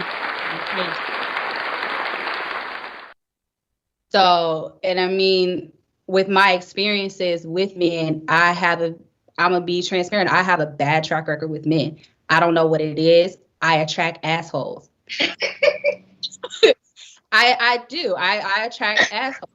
And I've been working on that. I've been trying to figure that shit out. Like, what is it about me that attracts these foolish ass Negroes? And I mean, I still haven't not figured it getting out, which is sponsored why now. I'm still single, and that's fine because the Lord will bring the man that I'm supposed to have in due time. Oh. But I don't know. I don't like that shit because in my experience, the men that do not divulge their emotions, do not tell me how they're feeling, they're telling another chick and another chick and another chick. Let me read some comments, y'all. Let me read some comments. Mama Pam says men at times feel that women will take advantage of them when they're vulnerable. Marcus, I know you better stop applying pressure on these black relationships. Let me read someone else. She's stupid, lol. If my man want to eat, I am always down. And then Flores says hashtag men who brunch. Yeah, we should make that a trending hashtag. Men who brunch. You know I'm going I to mean, it's a real thing. I think If it's kind of Apparently, Yeah. it is. I to go to brunch with me because we both gonna get mimosa litty and go home and do some fun things. Okay, if you've never went to brunch with your man and then went home mimosa litty, there's something wrong with you. Oh my But god. in general, why can't you go to brunch with your male friends? What does that mean? No, Just say it's- you ain't got no real No, friends. I- Dang. That's Just say I'm older and have no real friends. gee. And they don't have no money And they because broke. mimosas, bottomless mimosas are not cheap. Mm. Just- But if you make them at home, they are. Friends, you can split the bill. True that. Let me I will say this. I think men too have to do a good job of identifying the toxicity within themselves when they are trying to be vulnerable too. Because you can't be vulnerable from a hurt place and a bad place. Like you can't push that all onto somebody at one time and think they're supposed to just accept that and receive that and say, oh, you're trying to vent if you being nasty to them. Like I know that was something that I had to find out in myself that, like Newbie said, if I get mad to a certain point or I get disturbed to a certain point, my delivery, though it may be 100% true what I'm saying, may not be the best. Like I'm going to probably burn you, like with what I'm going to say. Like, and I had to realize sometimes too that, especially if it's something that the person has done to me, that they probably didn't mean anything by it. I have to now think and look at intent a little bit. Like I have to look at what was the intent behind the action, what the person did. Like, was it intentional to hurt my feelings, or did they just happen to do something that rubbed me the wrong way? Let me go, like, I'll go into another room. Let me sit down. Let me think about it. Let me write it down. Like, I'll write it in a text message and be like, now, would I still want to press send on this? Like, would I still want to send this to this person? And how would what I'm about to say affect our relationship? So I just think guys need to take a little bit of an account when it comes to that. Anthony, how you feel about that? Shit, I think everybody, man. I really have to think about that because y'all know, like, My husband's all around. keep my mind, like for real. You know what I'm saying? So, I mean, yeah, it's been plenty of moments in DuPont where I've antagonized somebody and I shouldn't have said some shit, but it was true, but I just shouldn't have said it the way I did. So, But it was true. You. and I think that's part of what pisses people off because it's like, damn, this nigga right, but I just don't want to hear that, and I don't want to hear it like that. And I think that's important too. Like you, I feel like what you have to say is just as important as like the timing and when you say it and how you say it. You know. I definitely agree. Janelle, you were itching to say something, I think, when Jasmine was talking. You had something, I think. I don't think I made it to you. Well, whatever it was. If Trevor was to come to you right now, like come in that room, and he was like, like tearing up, crying, like, do you allow him, like, or let's make it your son. Your son gets older, and he's crying. Like, we're talking about breaking this generational curse of toxicity of not letting men express their feelings. Like, your son comes to you crying. What is your response? Like, he's just crying, not talking, just crying. What's your response? I'm gonna start crying too. First of all, that's my first reaction. I'm gonna start crying too, because I am a feeler. So If I see, you could have said Trevor. If Trevor walked in here right now crying, I would start crying too, automatically. It's just how I am with those two. And I would wait and just see, do I need to say something? Or does this need to be a quiet moment where you just cry and release it that way? Which is something I'm learning to do, like waiting and learning perception. Or do I need to step in? Like, for example, today, Zaire was playing on the bed and he was playing rough and he bumped that big head of his. And I knew it hurt. And I knew he was going to cry. But my first thought was not to be like, don't cry, don't cry. I literally gave him a second to see how he would react, because sometimes it doesn't bother him at all. But he started crying. And I just gathered him up and I just held him. And I just said, it's okay. Because I wanted him to know, number one, it's okay to cry. It's okay to feel this pain. And it's okay to feel sad. And within a few seconds, he was fine. And actually, this is a point that I want to make much earlier when it comes to young boys crying or just young kids crying in general. They're normally fine within like 5 seconds. We're just so quick to be like, don't cry, before you even give them a chance. Like, if my son cries for a very long time, he either is really sick or something's really wrong. Babies cry for just a few seconds if you're giving them their emotions the respect that they deserve. So yeah. But yeah, if they came in crying, I would cry too, and we would just figure it out together as a family. I try to always end on a crazy question like this. We'll ask it and we'll see what we get. Oh man, both them heads tilted at the same time. That's crazy. That's crazy. Janelle and Jasmine. All you saw was at the same time. Michael, since you are our honored guest tonight, what is something that you think is misunderstood by women about men when it comes to emotional support and what we need at that moment? That's a good question. I think one I've seen lately is and I'm trying to be a little bit more vocal about it within myself and just talking in general. Men have insecurities too. You see guys that are, I'm not going to go with, I'll just go with, things like weight, height. Those are pretty generic ones. Income is a big one for a lot of guys. Social status, I think women, because there's, like we talked about that, this generation of, nothing bothers me, everything's fine, I'm always tough, I'm always good, big man at all times, that's kind of like the expectation. So you may see, when you go out and, just in general, I just think that women, I think women do a great job, but I just think that, as far as insecurities go, there's things that really hit home for a lot of men, and they may not tell you, it may not be something that's put out immediately in terms of conversation, but kind of pay attention to your guy and kind of see how he operates in certain rooms and the conversations and the people that he keeps around him, kind of, shed light to some of those things and be supportive of him. Just like Anthony was saying with people, you want people in your corner that are going to support you. So I think that's one thing I've kind of noticed for sure. And hopefully it's apparent, like I said, it's not a men and women thing. This should just be a human being thing, how you want to treat people. I agree. I definitely agree. Let me read some of these comments. Mama Pam said, "Did you check my baby's head?" That's all she cared about. Check her grandson's head. Listen. Did you kiss it? You kissed the head. That's all that matters. She knows. That boy hit his head every day. Go on. I love this comment by Ra. You got to keep in mind your objective with whatever you're communicating. Are you saying this truth to get y'all to a place of understanding, or are you communicating to win or prove you're right? And we all know you can't be right. And sometimes it's just not about being right. Sometimes it's about being heard. Sometimes you just want to be heard. And I think that's something that is so lost on so many people. You just want to be heard. Let me see. All right. I think that's it on that. Janelle. Actually, no. I'm going to go to Jasmine. Okay, fine, Janelle. Just kidding. Jeez. Get her name on the logo and she just, anyway. I got my name on the logo. That's it. Go ahead.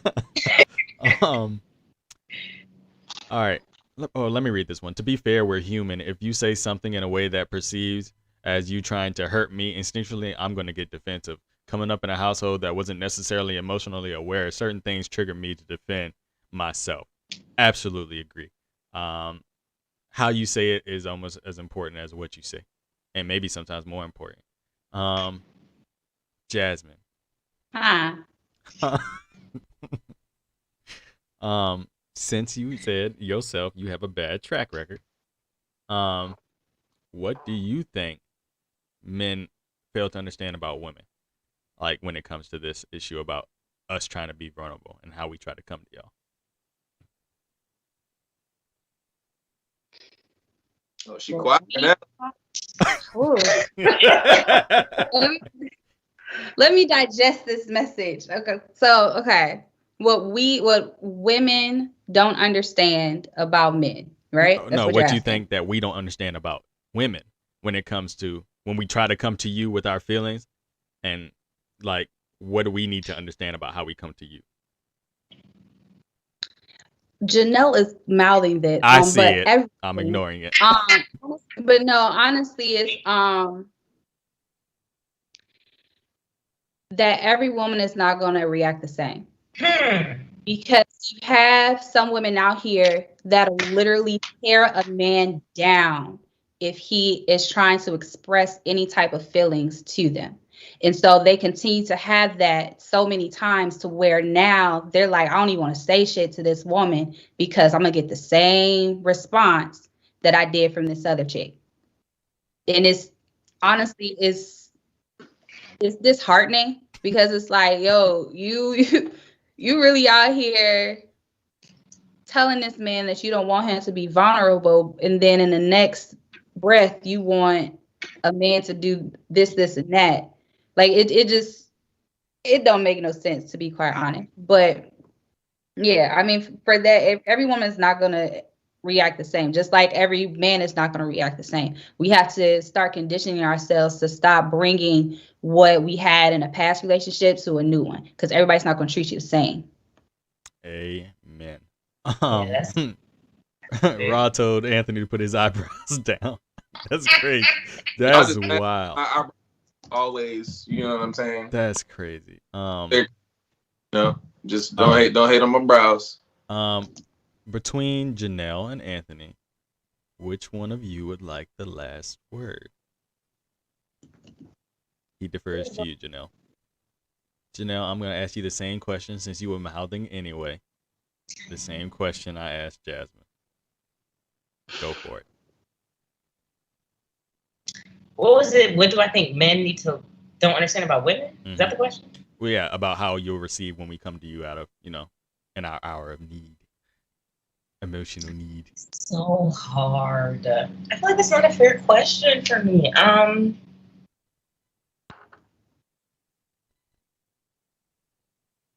That there's more of us rooting for y'all than there are against y'all.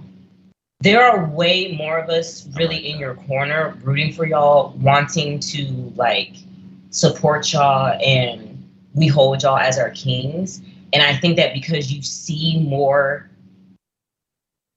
negativity, that you just automatically assume that we really don't love y'all, but we do. Like, I really, really think that we love y'all more than maybe. That's the word. I agree. And with that, I guess I'll finish this off by saying, at the end of the day, we need each other. At the end of the day, we need each other. And the more time we spend tearing each other down emotionally is just more time that we're going to have to fight this battle. We're already fighting enough battles outside of us. We don't need to be fighting one within each other, within our own community. And we should be uplifting each other. And sometimes that means, another thing, sometimes loving somebody is being critical of them and telling them, hey, when you're wrong, like calling you out. It's not called hating. It's not called anything. And Newbie, I think because you do it all the time for me, you'll call me up, be like, oh, no, you messing up, fam. And I'll try to tell you when you messing up. Like, I appreciate that. That is like invaluable. Like, don't have a bunch of yes people around you all the time. Like, have friends that will call you out and just be like, you tripping. Like, you really tripping right now. And I think you need to dial it back. So with that being said, like I say at the end of every show, and I think I'm going to start doing this more, find somebody this week to love on, just randomly. Like, for all my listeners, just find somebody Come on, you haven't Benediction. talked to in a while. And Turn just to your neighbor. yeah, turn to your neighbor. Turn to your neighbor and Say, say, neighbor, come on. I know God wants to talk to you. But if you can't hear from him, you're Mom's gonna going yell to at you hear for from me and say, I love you, I need you, and I want you to have a good day. Now, tell them that tomorrow. Just literally get on there and just say, like, I hope you have a good day. You will not, you can't imagine how that can change somebody's outlook on a Monday or a Tuesday when they're going in for that work meeting and you just say something like, hey, man, thinking about you. Hope you have a good one. Like, that can really make somebody's day. So I challenge y'all to do that this week. Also challenge you to do something else. Go on YouTube, subscribe to our channel. If you know people want to see an episode like this, definitely send them to the YouTube page. Everything gets uploaded directly after this show, so it'll be up and ready to go. Follow us on Facebook at Marcus in the Man Cave. You'll see the brand new logo that you saw today. Also, get on our fan page group. That thing's popping. It's getting real fun. Some good comments in there. I'm sorry I came at Cane's this week. It's not a very good restaurant. I'm sorry. Follow us on Instagram, same place, Marcus in the Man Cave. Thanks for the love from the logo. And am I forgetting anything else to plug? Stay black and be beautiful. Stay black and be beautiful. Thank you, Michael, for coming on. Thank you, Jasmine, for filling in late last minute. I love y'all to death. I love everybody that listened. And peace. Good night.